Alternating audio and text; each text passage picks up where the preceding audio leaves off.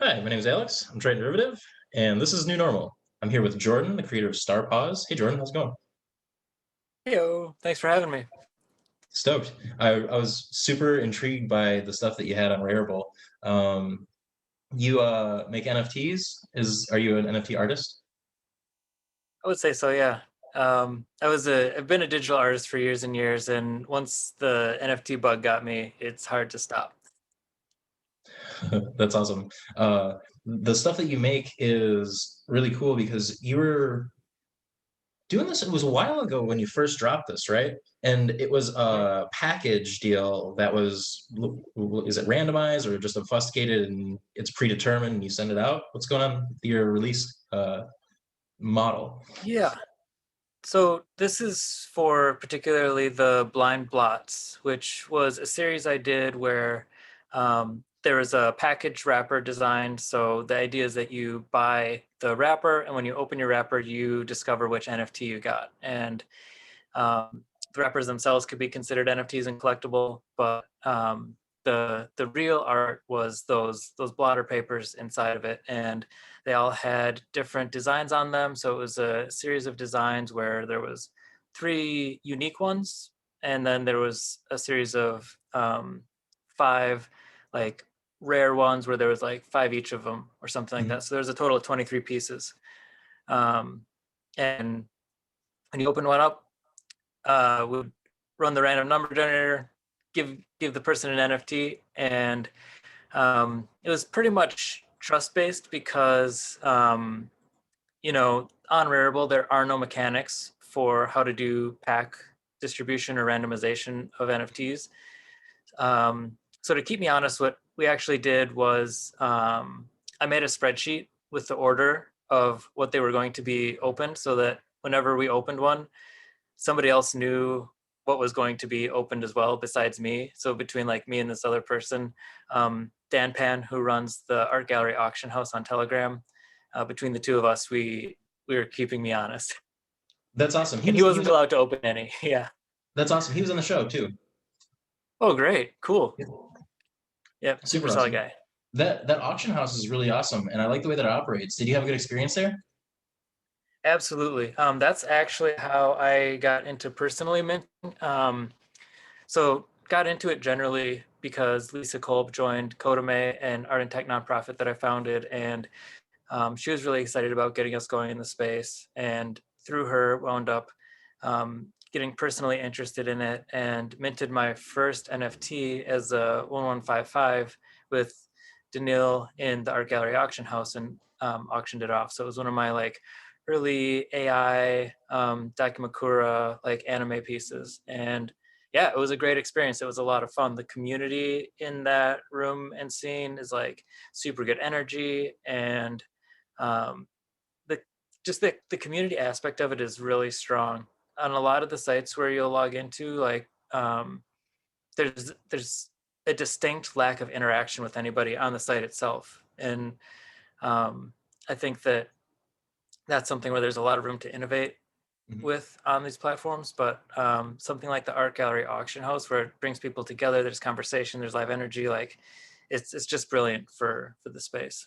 So That's awesome. Yeah, yeah, everybody's great always hitting experience each there. other on there. Yep. That's awesome.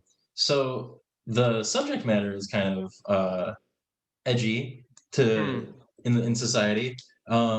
Is this like what is it? What is it? A swim situation, or is this a situation where like the art is basically like to speak for itself? Like the I haven't seen anybody make anything like this. Maybe sometimes people like will have like a mushroom or something like that, but Yeah. Yeah, for it to I'm be super such a direct curious. reference to the blotter. Yeah. Yeah, so I'm located in San Francisco, and here like there's a long history of psychedelic culture, and it's like it's fairly normalized. I mean, we had the Summer of Love celebration, 20-year anniversary a couple years back. So in like MoMA, there was a bunch of psychedelic related stuff. And like I teach Qigong, which is moving meditation, and like my students are all like 60, 70, 80-year-old folks, and they have like firsthand stories that they talk about with this stuff. So it's something that kind of permeates the culture here, and I think that that has something to do with the um, like the idea generation and the openness and the future building that comes out of the valley is a permeation of the fact that the psychedelic culture, you know, opens people's minds and opens people to possibilities. So um, I think that it's something that is like quite hitting the head quite on the nail with the reference, and it's not something that I feel a need to shy away from. There's also a blotter museum here in San Francisco, and it's something where like of course, it has attention from the federal agents and everything, and because of that, like they just stay clean, and that's my deal too. Like I do my qigong and everything else, and have my own like kind of heady practices, and I just like keep it keep it like clean so that I have the freedom of expression. That's what's up. That's super cool. Um, Yeah. my sister went to this school and they had like a league of alternative experience basically, and it was like they would go out and they would have these like sober weekends, and everybody would do like they would just pick a theme for the weekend and then they'd just go have a blast, whatever it was. Mm. Like they've like they would have like a maximum radius of like 500 miles. They're like, we can go anywhere 500 miles from here for the weekend. Where do you want to go? That's so cool. Mhm. Yeah, it's amazing what just a little shift in headspace can do for perception and for experiences like that. So I love things like that, and um, stuff like the Cacophony Society and like SantaCon and all those things were kind of birthed here in San Francisco. And there's people will say, "Oh, the city's ruined," and all these things like, "Oh, it's been totally overrun." But the fact of nature is like nothing stays the same forever. Change is inevitable, and those threads that brought those kind of like movements together are still around. And there's if you look for it, there's still people that are looking for those alternative experiences and building underground things and making interesting art and experiential art in the Bay Area. Mhm. And there's also really great humanitarian foundations like the Zendo or like Maps or Hmm. Hmm. uh, there's various other ones too, and they're kind of bent on at least opening up the conversation to the fact that these are transformational experiences, and um, there's in many instances a net positive effect.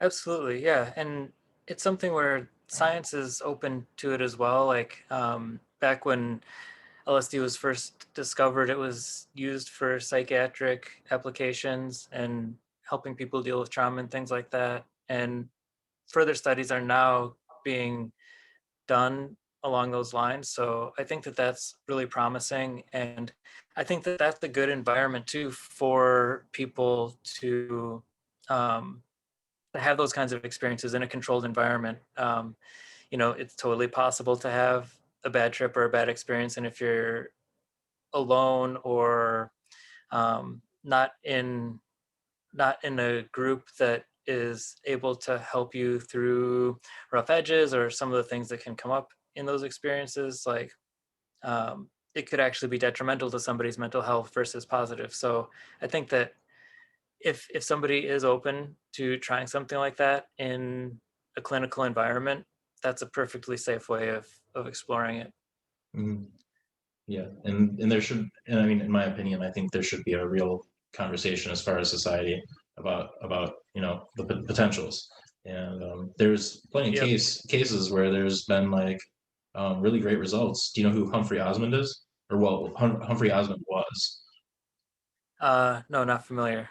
Humphrey Osmond was a psychiatrist, and Mm. he worked with a Japanese architect, and they went to, I believe, Saskatchewan, and they built a mental health facility, Mm-hmm. and they had, I believe.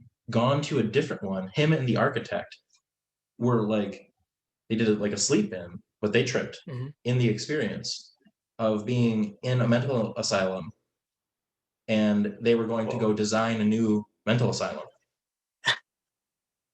Wow, that's incredible. Yeah, Humphrey Osmond. I can't I'll remember have the to name look of the that up. architect. Hmm. Cool. I'll Um, definitely look that up. Thanks for the tip. yeah, and it's and the recidivism rate was like astounding. Like they had that in that new facility, like done very good things Hmm. for humans that were often like schizophrenic, and it was pretty interesting. It's a topic that interests me. Yeah, I think that's Yeah, why I reached it's out to it's yeah, it's a deeply, deeply fascinating subject area. And another thing that I get up to is like video synthesis and like I've had friends that have seizures and normally would like this is a group that would be warned like don't look at flashing lights and all these kinds of things. And when I allowed my friend Andrea to experiment with the video synthesizers, she described it as being a really positive thing where as she was controlling the patterns and able to dial in frequencies, she felt like she could lock her brain into like a safe, happy place where she could like relax and think freely without having to worry about going into a seizure. Whereas like other times she felt like there was always like a chance of something like happening. So I think that um, we're really talking about edges, and edges can be scary because you're looking at like a vast beyond of possibilities, and they could be bad, they could be good. But um, looking at the meta of giving people the tools to approach edges safely and giving them the tools to explore those possibilities, and then from that place pull in what's useful to them. I think that that's all good stuff because as different people approach those edges, different things are going to be useful to them. So just getting people used to exploring, being comfortable, getting close to that edge, and then seeing what they can bring back from it is really powerful stuff. And that's a theme that kind of goes across all my art, which pushes at like weird boundaries in general is kind of my thing. That's awesome. What are some of those other weird boundaries? Um, I think that that's one of like the defining aspects of my music. I've been making electronic music for years and years and years, and kind of like a sci-fi vibe is strung through them. And um, I like music for expressions of these kinds of things because it's not tied to concrete messaging. Like unlike the blind blots, which are very like nail on the head kind of thing. Like the music is more open to interpretation, and it's all about feelings and um, just analogy of sounds and things like that. So with the music, I tend to go between genres and try and find ways of expressing dualities and stuff that's like both really hyper sounding but then also like chill, and how those things come together to a place of balance where you can go in any direction you want from it. I find that like those kinds of like spots are really nice to introduce and like steer people towards. Nice. Yeah, like it sounds kind of epic. Things happening within other things and things happening on top of things and things working together. Yeah, yeah, the layers, just pile on the layers. Nice. That's that's cool that you are able to articulate your approach the way that you do. I really dig on that. You Thanks. told me before we started rolling that you also work for a nonprofit. Yeah, so I founded Codame Art and Tech with my partner Bruno 10 plus years ago. We've done every year we've had like a festival. That's kind of how it started is we had friends coming in from all over the world to a work conference, and we knew that they all had super fun, interesting side projects that they were building with code. And this was in the Flash days, so it was like a lot of like Flash developers and a little bit of JavaScript stuff back then. So we threw an event. I had been doing like music promotion before that, so kind of had the idea of like, okay, here's how we like plan out the night. Here's how we're going to do all of the decorations and installations and things like that. And the theme, rather than being about any genre, was just art and tech. Like all this stuff is computer generated. Let's get the nerds out and see what happens. And it was a blast. We really enjoyed it, and we were kind of just doing it because this one conference was happening, and then people were starting to ask us like, "Hey, when's the next one of those going to be?" And it was like, "Okay, maybe this is a thing." And yeah, it really took on legs, and we've done a festival every year, and we've gone and experimented with formats where we've had like monthlies and weeklies, and we do workshops and different things like that. And at the heart of it, the thing that we took away from um, that first festival that we did was just that spark, being able to spark people who maybe don't consider themselves artists, maybe don't consider themselves technologists, help them realize that creativity is inherent to life, that all they have to do is give themselves permission to create, and that technology is a means of being creative. Like it doesn't have to be in a format that people have seen before, and it doesn't matter if you're even copying a format that other people have seen. Just whatever you bring to it and whatever play and inspiration you bring to it, like that's good enough to say that you're a creator. So that's what our festivals are about, is like waking people up to that, showing them a bunch of cool stuff, and then also the workshops to like give them the tools and make it tangible, and like they walk away with something that they made. Kind of, that's the overall vision of it. That's so epic. That's really cool. Is there is there like long is there longevity there? Do you see this as like a community that's going to continue to grow? Yeah, yeah. We've certainly seen growth year after year, and last year was particularly hard because normally our things would all be in real life, but then with the transition to all online programming, we found interesting opportunities. I mentioned that it's a global network, and in the past that would mean logistics with flights and like trying to team up with other organizations to justify somebody's trip here and having multiple stops along the way and things like that. But Mhm. with the online stuff, it's like we can reach out to creators in India, Indonesia, Japan, no problem, and have them presenting their work and giving people like the workshops just from anywhere, and people attending from everywhere as well. And that's some of the feedback that we got, is hopefully that people are hoping that we continue with the online programming even after the quarantine is done. And I think that now is probably going to be a permanent part of our programming because of what it has like offered. And we'll do some stuff online, some stuff in real life, and find the right balance there. Mhm. That's a cool example of like a setback turning into setup. Is there any like other unexpected outcomes, maybe of the positive nature, for since the lockdowns have happened? Um, yeah, I think one way of looking at it that I've seen is, so I grew up in Minneapolis where we've got like brutal winters, really long winters, and people would tend to like hole up and do studio time during the winter. Hmm. And then when the spring shows would happen, like all the warehouses would open up, everybody would be showing what they made over the winter. And I feel like we've got a bit of that effect happening as we're like coming to the other side of lockdown and things are starting to pop open again. Just the raw energy, the excitement, the eagerness for being able to converge around those, uh, like I guess in real life experience, meet space experiences. There's a lot of that same feeling to it. So I think that it has been an opportunity for some to kind of like hunker down and really focus on their craft. Um, but even even that said, I think that just the fact that a lot of people have had to normalize online experiences as part of their lives has given them tools for weaving those experiences in with the rest of what they do in their life, either as an organizer or a participant. Like just the vocabulary for how we interact with each other has expanded to include these digital interactions, and the stuff that makes sense as digital interactions will continue, and we'll be able to like continue those conversations and interactions and programming, and then the stuff that makes sense for real life, like we'll also be doing that. So um, the right activities will find their way to the right like venues and formats. So I think that that's like the biggest thing that's come out of it that I've seen. Way cool. That's awesome. Are there any new types of venues springing up, or can you envision maybe a new type of like synthesized venue that's more like combination experience, combination like collection, or like some kind of like maybe even like a DAO location where everybody's like displaying their artwork?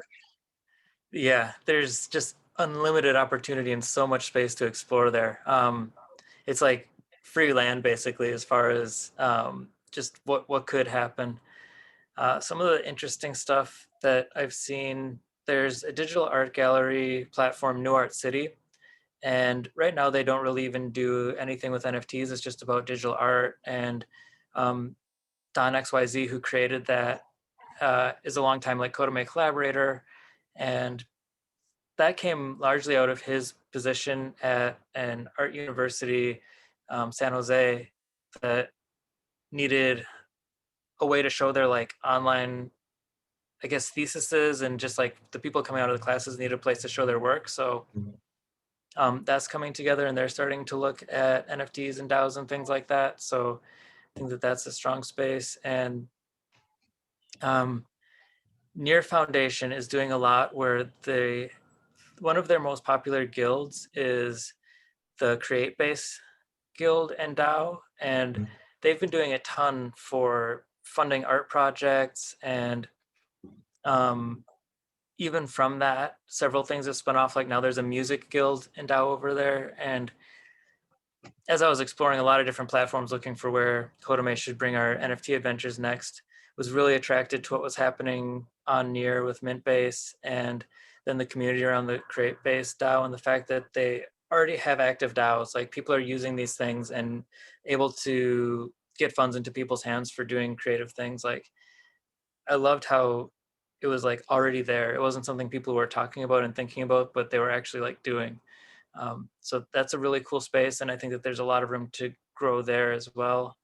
Um, the overlaps will be what's really interesting, because in the States we already have at least one state that has started to recognize um, legal legally recognized DAOs. Um, it was somewhere in the Midwest, and I wish that I remembered exactly what it was, but they have begun recognizing basically like laws, so like law organizations. And I think that the promise of DAOs for or making government autonomous is so powerful, and that a lot of people have the misconception that that means, oh, the world is just going to run itself. No, it's not. But it's going to take a lot of the paperwork and the guessing around voting and like how things are decided, and all of that is just going to be like paperwork that never has to happen again. Yeah. So I think that that's like a huge, huge opportunity, and it's promising to see those kinds of things already like starting to get some foothold with systems that are traditionally really resistant to change. Like that's hugely promising. So I think we'll see a lot in that regard. Do you see any distinct organizational models kind of developing? Um, there's so much to play with there as far as like the levers of what gets rewarded and how they're governed.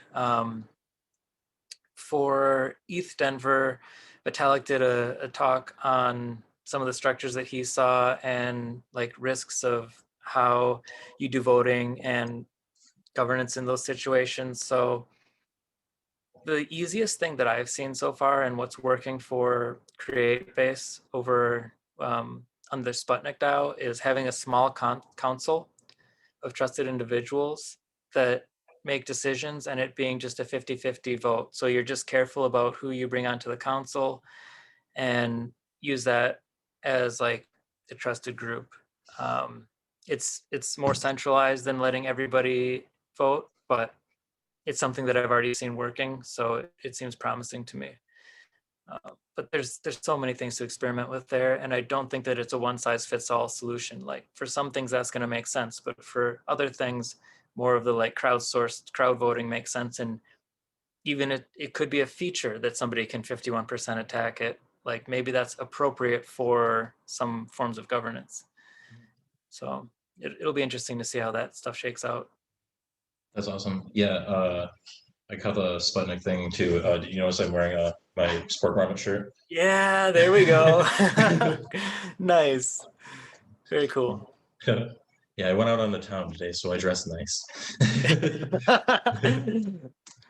um, the the layer two thing is something that I think is kind of like maybe being overlooked by the outside world.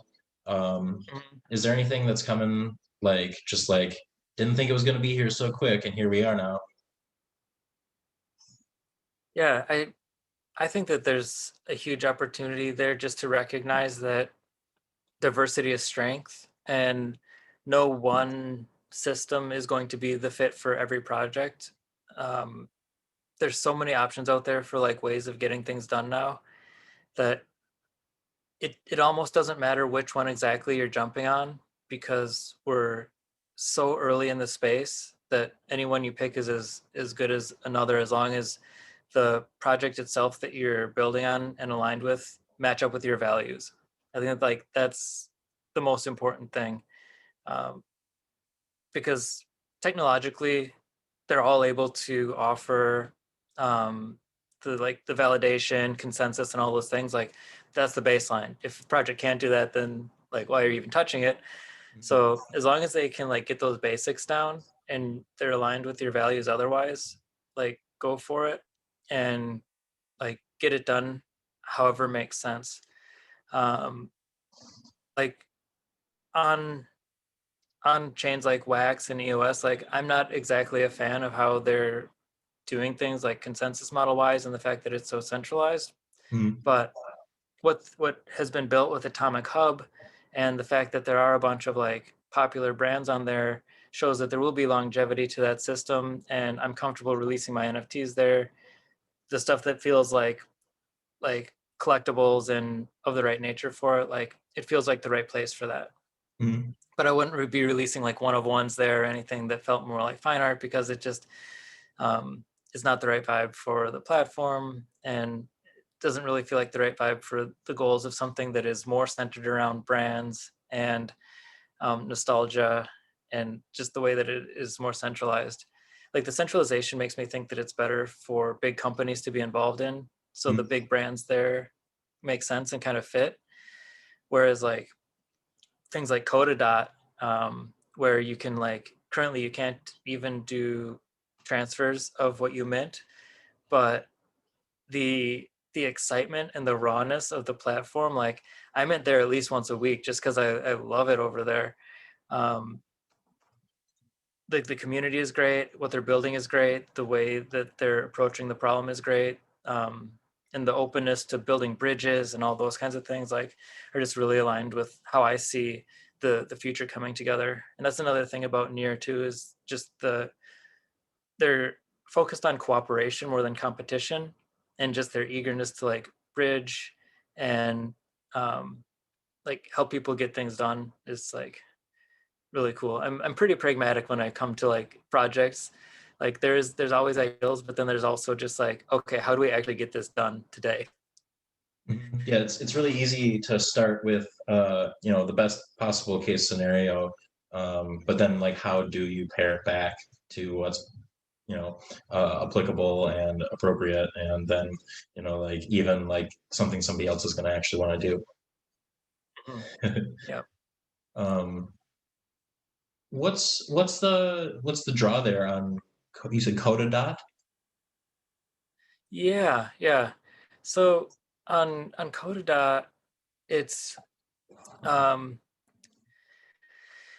so right now in the NFT scene, there's a lot of like gold rush mentality, where there's people who are starting with the thought of, I want to sell something, what can I mint? So Mm-hmm. just a ton of shit is getting minted that, you know, I'll I'm happy to critique art all day, and I'm not gonna like ever like tell an artist they shouldn't be making money, because artists should be making money. But there's just a lot of kind of like empty minting that I see. Yeah. And from the other side, there's kind of like starting from, okay, I've made this really cool thing, or I have this like lifelong practice. How does this fit into the world of NFTs, self-governance, immutable ledgers? Like, what do those things mean with my practice? And that's more the vibe that I get with the folks that are interested in Codadot. I think it's because you can't really like sell things directly there, that the people that are there aren't interested in the quick buck. they're there to like build a future and are more interested in those questions around like how things fit together, um, both just ideologically and realistically. So those are the kind of folks that I've met over there. And also some cyclists. I like to ride bikes, so there's also like cyclists there that I get along with. So yeah, I think it's really kind of breaking it down to that like starting point of the question of why you're attracted to the space and the kind of people that wind up converging around these platforms. Totally. It's like a big part of why I like it over there.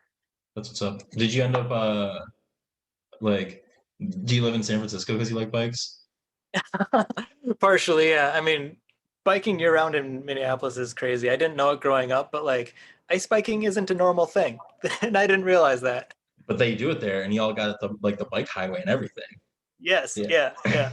I love it. I love riding in the snow. I live in Michigan. Yeah. Okay, yep. Yeah, I mean it's beautiful when you get out there and like even the plows haven't been out and it's just like pristine, everything's quiet with the snow absorbing it. Like it's an experience for sure. But doing that like every year round, it was kind of like when I got to San Francisco, wow, like I'll take rain once a year, twice a year over being being stuck inside during the snow. But yeah, I do love the cold too. That's legit. Man, I worked at a shop for a while where we were doing ice bike racing. We would put like staples through the tires and do like ice bike drag racing. It was good times. I believe you. That's so awesome. I can imagine like oh that'd be super cool. What is I'm sorry. There's just like okay. I have just like a moment where I'm distracted and I'm like, oh my gosh, what do I do right now? All good. I can chill. Uh yeah, I'll tell you what's happening. I I'm trying to buy a digital collectible and it's an auction that's going like at this very moment. And Uh-oh. I just noticed that the thing and it's 659 and I'm like, oh, you know what? Let's just put this bid in. Because I thought I could put a bid in on like with Weth.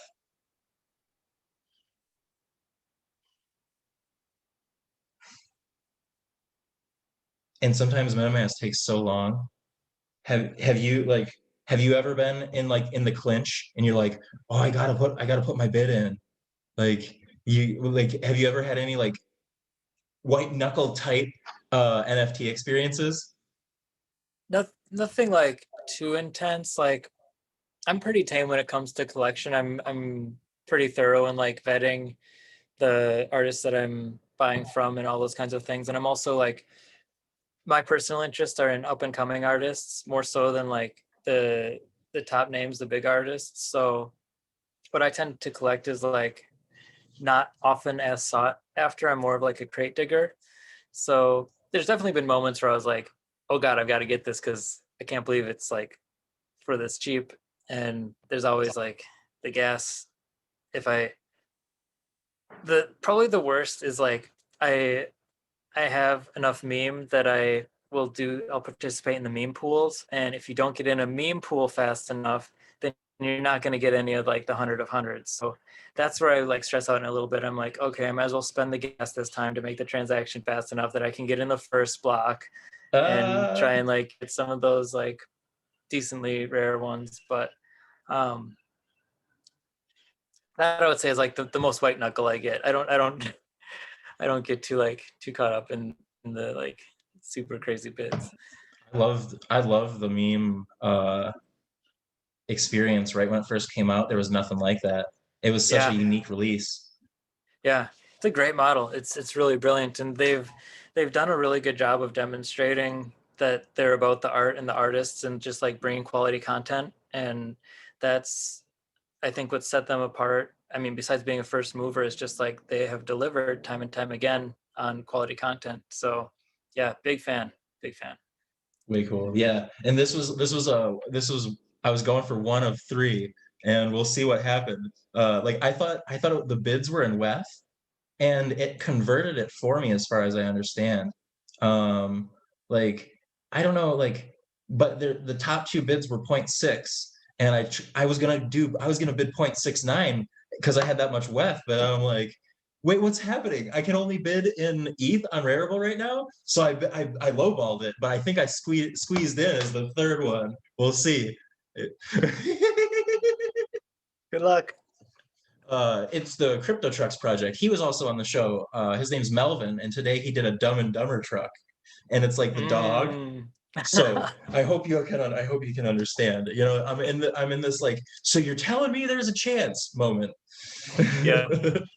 And I really like to support the people who've been on the show and like talk about, you know, the experience of interacting with them and stuff like that, and the experience of artists starting from one position and then like actually like generating hype and then having, you know, successful sales and building a community around their idea. I mean, that's what this is all Mhm. about. Cool. Love the mission. And yeah, that's also something we try and do with Codame too, is like the marketing is so rough on artists. You have to put so much energy into marketing that um, anything we can do to alleviate that a bit and help with like the band effect where you've got like multiple people coming together so they each bring their own crowd, I think is like a big boon for like NFT communities and communities of NFT artists, is like the street team kind of like crowd gathering that happens with them. Mhm. Um, so that's something we're definitely like aiming to take advantage of with our next steps into the NFT space. Word, man, that's cool. And uh, do you have much of a presence in the metaverse at all? Um, Not too much. I've got a VR headset, so I pop into like VR chat and different things here and there, but I haven't been too active in the metaverse. Like for New Art City, Kodama has put together like 3 art shows, so that's probably like the place where we've put in the most energy. Um, that site is accessible to anybody with a desktop, and it feels really game like when you land in it. So we appreciate that. Um, and we've spoken with Somnium Space about building out some land there, and I've done some builds for Crypto Voxels. Had a few shows there, but um, yeah, not a ton, not a huge amount, but definitely someplace where we want to be more present, and that's like part of what we want to do with uh, like the crowd effect too, is to be able to like do these shows and maybe even like via a DAO figure out like what's in a show this month or this week, or you know whatever makes sense for the frequency of sharing. Another thing that we've been pushing on is like critiques. We have a monthly critique over on our Discord server where we encourage people to talk about the work itself, because in the NFT and crypto space and even the digital art space, there's not often a lot said about like the meaning of the work and the artist behind it and all those kinds of things that usually come up in critiques. So we host those monthly critiques for just to make the space where we get away from the prices and just talk about the work itself and um, what artists are trying to accomplish, and just open the floor for that kind of conversation. And that's something that would be really nice to decentralize more too and make it more autonomous instead of having us manually running it each month, Mhm. just so that more people can experience it and participate in it. I love the sound of that. That sounds so cool. Since I've started like really going for it with collectibles, like I think sometimes like I get a little too personal for some people, and they're like, "I'm just gonna flip this," and I'm like, "No, I need it." And this person's amazing. What can we do to make the whole world see what they're doing? Yeah, I'm with you on that. That's my tip. Like I buy work that I love and I don't plan on selling. Like I buy it because I want it. Yeah. Hmm. Yeah, and it's part of making this whole thing seem to like function, and like artists that are winning in the space are more likely to like delve deeper into the space, and they're going to realize that like, wow, this is something that is life changing, and we can help make things a little bit easier, a little bit cheaper, and more streamlined. And I mean, there's a lot, like you said, you know, infinite possibilities or Yep. endless Yep. possibilities. Yeah. Um, the uh, the whole. the whole mix seems to speak to like kind of like I guess maybe it almost feels like I'm talking to somebody who's living in the future. Uh, and as far as the way that this whole um like new future is kind of framed, do you find yourself more in crypto, or are you like kind of like, because I mean like cognitive liberties is like a pretty bold field, and most people that delve into it at least acquire some degree of like deeper knowledge of the like the operating mechanics, both um like chemically as well as like experientially, and talking about the culture as well. And all of this wouldn't be possible without maybe like the fourth industrial revolution that's happening. We have data, we have manufacturing, we have like the ability to do all these things like kind of cheaper is just like essentially where it's going, is like processing power and production power is like increased and the cost is going down. Does this all feel like almost like a renaissance, like an Mm. art design renaissance where we get to like actually like get to be the point where we're like designing our lives in real time? Yeah, I would, to riff on that, 100% say that living in the future isn't something that just I'm experiencing. It's something that is happening in the crypto space because of the speed at which things are moving. When you automate governance and you're paving the way with how things are happening in the crypto space, it's not just a phrase that a week in crypto is a year in the rest of the world. It's like things are just literally moving that fast. And if you want to keep up with it, you've got to have that faucet opened up and be digesting it and making sense out of it. So I think that we're all like pushing forward with the future with these things. Um, and I think that it's right now, it's applicable to kind of like a smaller and narrower cross section of just the population on Earth. The people that are kind of like plugged into it and are building and are excited about those things are who it's applicable to right now. But as things are figured out and it starts getting integrated into governments and banking, like traditional banking adopting it and things like that, it's going to be more and more relevant to everybody.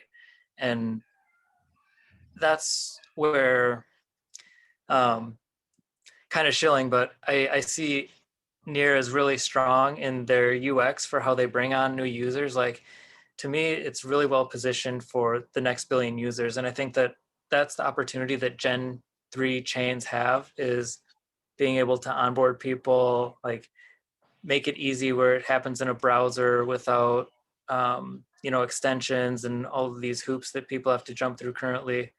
And then down the line, after they've like gotten comfortable and have their like day-to-day wallet that they use with a couple bucks in it, showing them the opportunity of like getting hardware wallets and true security and understanding crypto and being able to do um, figuring out their own futures as far as how they want to do investment and the opportunities there that exist in the space where you cut out banking systems and are really just like direct to consumer investment.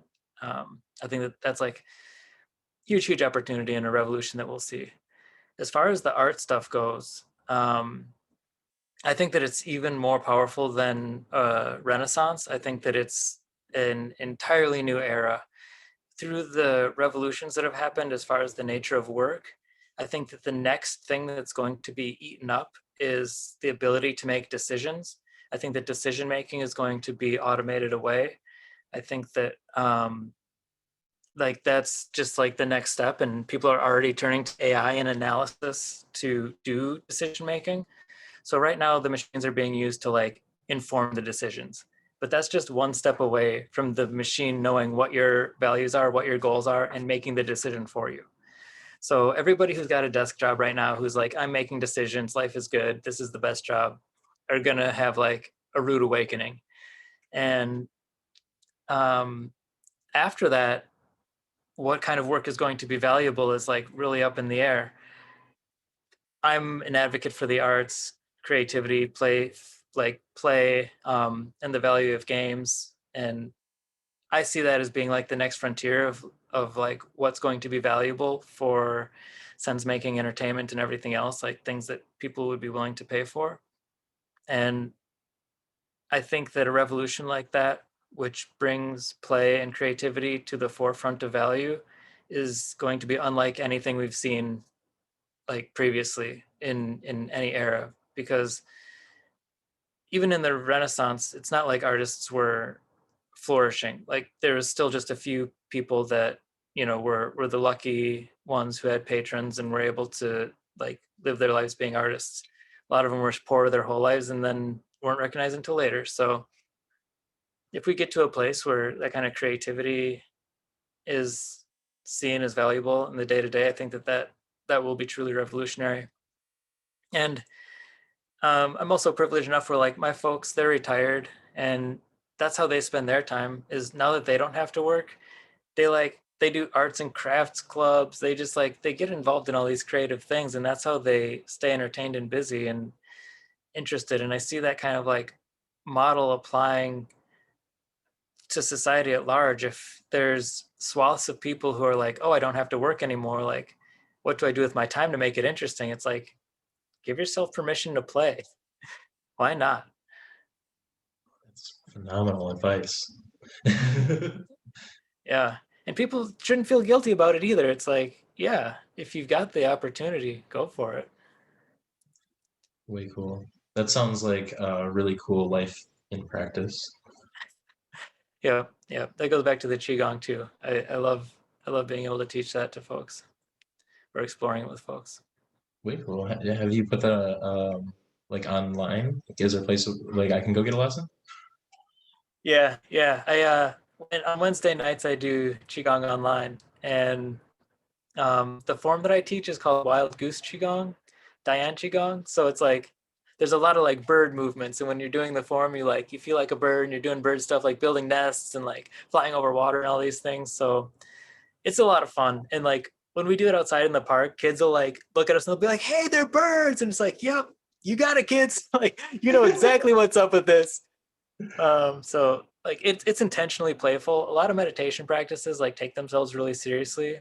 The qigong form that I do and the lineage that it follows is like very into the idea of play and play being a way of making sense. So I think that that's one of the things that's like kept me practicing this, and then um, getting certified to teach it, and like so excited to continue sharing it is just like um, how playful it is, and that there's not really a right way to do it. There's just like things to consider while you're doing it, and like having conversations around those is the most rewarding thing. Hearing how other people experience it like widens your worldview, because there's inevitably you'll hear things that you hadn't even thought about, and then it deepens your own experience. So yeah, super rewarding stuff. That's amazing. Yeah, I hope to catch one of those. That's awesome. Where did you just say where can we find that? How can we find that? I do it on YouTube. So if you look up StarPause on YouTube, you'll see me being a huge nerd flapping around like a bird. That's so awesome. That's really cool. Maybe uh would that be something that's like a group Zoom thing? Like Yeah, that would be so cool to see how other people do that. That sounds like the decentralized dance party kind of. yeah, yeah. It could definitely go like that. There's people from my school that do it as a Zoom every morning that like you can tune into. And then I do like more of the evening lessons. So we kind of get different time zone people tuning in and different lifestyle people tuning in. That sounds so much fun, like so much fun. Yeah, it really is. Awesome. I appreciate the silliness. And this has been awesome. You're really interesting. Like it's like I'd go so far as to say fascinating. Like I definitely hope to follow up on talking to you and Yeah, learn let's more and keep the conversation going. do the wild goose. Yeah, we'd love to see you there. Shyamalan, thanks. Thanks for taking the time. Definitely gonna follow up and who knows? All the possibilities. Yeah, it seems like we got plenty of overlap and interest. So let's stay in touch and see where it goes. Super cool. Thanks for taking the time, Jordan. Yeah, Uh, thank you. I'm stoked to see what else becomes of StarPause. Yes, the legacy continues. I'm excited too. Nice. Alrighty, Later. Have a weird cool. one. Take care. Thanks, Alex. Bye.